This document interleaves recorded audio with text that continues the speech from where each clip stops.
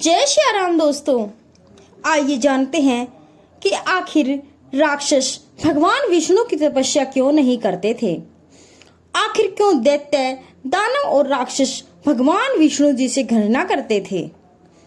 क्या कारण था कि वे जगत पालक भगवान विष्णु की उपासना नहीं करते थे। क्यों वे सदा ब्रह्मा जी अथवा भगवान शिव की ही कठोर तपस्या करते रहे। आखिर क्यों वे भगवान विष्णु को अपना सबसे बड़ा शत्रु मानते थे और भगवान शिव को नहीं। इन सब का उत्तर जानने के लिए इस वीडियो को अंत तक जरूर देखें और अगर आप चैनल पर नए हैं तो चैनल को सब्सक्राइब जरूर करें। भगवान और दानव का संबंध आंतरिक संघर्ष, सकारात्मकता और नकारात्मकता तथा अच्छाई और बुराई के बीच का एक जटिल संबंध है, जो पौराणिक कथाओं में देवताओं और राक्षसों के बीच के संघर्ष के रूप में दर्शाया गया है। यह संघर्ष केवल बाहरी न होकर व्यक्ति के भीतर भी चलता है, जहां उसकी सकारात्मक भावनाएं देवता और नकारात्मक भावनाएं दानव निरंतर एक दूसरे से टकराती रहती हैं। यह संबंध पौराणिक और आध्यात्मिक दोनों स्तरों पर है। पौराणिक कथाओं में वे एक ही वंश के दो भिन्न गुटों के रूप में संघर्ष करते हैं, जबकि आध्यात्मिकता में यह मन के भीतर चलने वाली अच्छाई और बुराई के बीच की लड़ाई है। ऋषि कश्यप, जो स्वयं ब्रह्मा जी के मानस पुत्र थे, 3 महान वंशों के जनक बने, देव, दैत्य और दानव।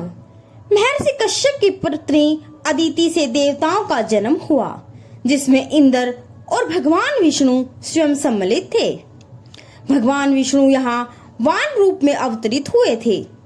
वहीं कश्यप जी की अन्य पत्नियां दति और धनु दैत्य और दानवों की जन्मी बनी। इस प्रकार देवता और असुर एक ही कुल के सौतेले भ्राता हुए। यह संघर्ष केवल धर्म और अधर्म का नहीं, बल्कि एक ही वंश की 2 धाराओं के बीच का विचारक युद्ध था। अस्त्रों ने प्राचीन काल से ही भगवान विष्णु को अपना सबसे बड़ा शत्रु माना है। वे उन्हें अपने कुल के विनाशक के रूप में देखते थे। हरिवंश पुराण में कालनेमी के वचन इस वैर को स्पष्ट दिखाते हैं। वह कहता है कि आदिकाल से हमारे दानव पूर्वजों के समय से ही यह विष्णु हमारा शत्रु रहा है। मधुकैटभ से लेकर अब तक जब जब हमारा उससे संघर्ष हुआ, हमें कभी शांति नहीं मिली। इसने असंख्य दानवों का संहार किया, हमारे स्त्रियों और बालकों तक दुख पहुंचाया। देवताओं का यह रक्षक हमारे विनाश का कारण है। हिरण्यकश्यप का वध भी इसी के क्रोध का परिणाम था। देवता इसकी छाया में छिपकर यज्ञों के फल का उपभोग करते हैं, और जो भी देवताओं से द्वेष करता है उसके विनाश का कारण यह विष्णु ही बनता है। फिर भी सब असुर एक समान नहीं थे। प्रहलाद और बलि जैसे कुछ दानवों ने विष्णु भक्ति का मार्ग अपनाया। यहाँ तक कि देवराज इंद्र के मुख्य शत्रु वृत्रासुर भी भगवान विष्णु के भक्त थे। वृत्रासुर, जिन्होंने भगवान विष्णु जी की कृपा से संपूर्ण जग पर अधिकार पाया, अंततः देवराज इंद्र के वज्र से मारे जाने पर वैकुंठ धाम को प्राप्त हुए। महाभारत के मोक्ष धर्म पर्व में वर्णित है कि वृत्रासुर महान असुर होते हुए भी महान योगी थे, और मृत्यु के बाद वे भगवान विष्णु के परम धाम में जाकर विराजमान हुए। भगवान विष्णु को कोई भी छल, तप या सिद्धि के माध्यम से प्रसन्न नहीं कर सकता। वे स्वयं माया से परे हैं और संपूर्ण सृष्टि के महामायन हैं। उन तक पहुंचने का केवल एक ही मार्ग है, भक्ति का मार्ग, अर्थात निष्कपट प्रेम। पर असुरों को यह मार्ग नीरस और शक्तिहीन लगता है। वे भक्ति नहीं, प्रभुत्व चाहते हैं। उन्हें ईश्वर की नहीं, ईश्वरीय सामर्थ्य की लालसा होती है। शुक्राचार्य, जो असुरों के गुरु हैं, अपने शिष्यों को स्पष्ट रूप से यही उपदेश देते हैं कि वे विष्णु की उपासना ना करें, क्योंकि यदि वे ऐसा करेंगे तो उनका लोभ, अहंकार, शक्ति की तृष्णा समाप्त हो जाएगी। भगवान श्री कृष्ण ने गीता में कहा है, शिक्ष परम भवति धर्मात्मा, अर्थात जो भी भक्ति भाव से प्रवृत्त होता है वह शीघ्र ही धर्मात्मा बन जाता है। प्रहलाद की तरह वह हर वस्तु में नारायण को देखने लगता है और तब उसमें कोई असुरी प्रवृत्ति शेष नहीं रहती। यदि कोई असुर केवल दिखावे की भक्ति करने का प्रयास करे तो वह भी संभव नहीं, क्योंकि विष्णु अंतर्यामी हैं।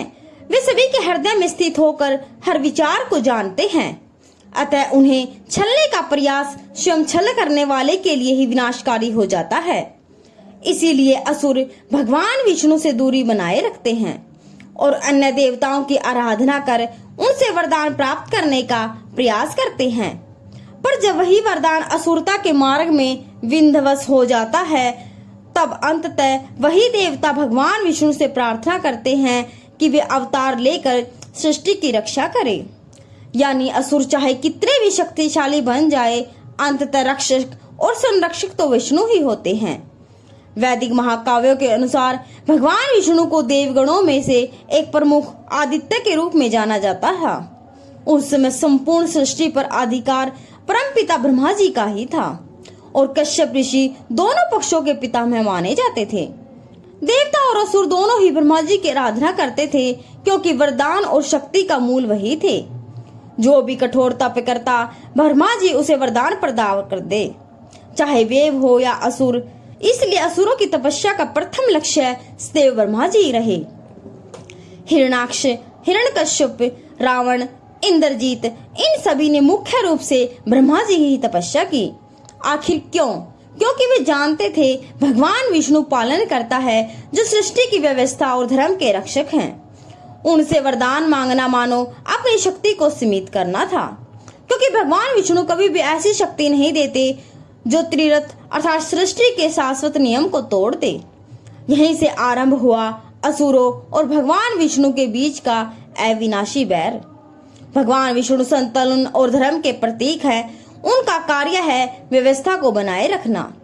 वह स्थिरता है, क्योंकि असुर उस व्यवस्था को पलट देना चाहते हैं। वे परिवर्तक के प्रतीक हैं। यही कारण है कि असुरों को भगवान विष्णु सदैव अपने विरोधी प्रतीत हुए। उनका हर कार्य असुरों के उद्देश्य को विफल करने वाला था। असुर उपासना केवल शक्ति प्राप्ति के लिए करते थे, आत्म शुद्धि के लिए नहीं।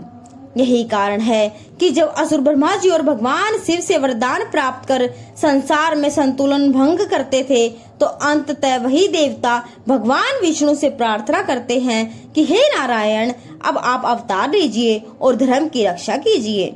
और तब भगवान विष्णु अवतरित होते, कभी नरसिंह बनकर, कभी वामन बनकर, कभी कृष्ण बनकर, ताकि अधर्म का अंत हो सके और संतुलन पुनः स्थापित हो सके। ब्रह्मा जी सृष्टि के आरंभ करता है। वे किसी को वरदान देने से नहीं रुकते। भगवान शिव, देव या असुर सभी को समान रूप से स्वीकारते हैं, परंतु विष्णु वे धर्म के रक्षक हैं। उनकी शरण में वही पहुंचता है जो अपने भीतर से अहंकार और स्वार्थ को त्याग देता है। जय श्री हरि विष्णु। तो हरि विष्णु को आपने जान ही लिया होगा कि वो धर्म के पालक हैं। तो दोस्तों, आशा करते हैं कि आपको यह वीडियो पसंद आई होगी। अगर वीडियो पसंद आए तो वीडियो को लाइक शेयर जरूर करें, और अगर इसमें कोई गलती हो तो कृपया हमें माफ करें। अगर आप इस चैनल पर नए हैं तो चैनल को सब्सक्राइब जरूर करें। जय श्री राम, जय श्री कृष्ण।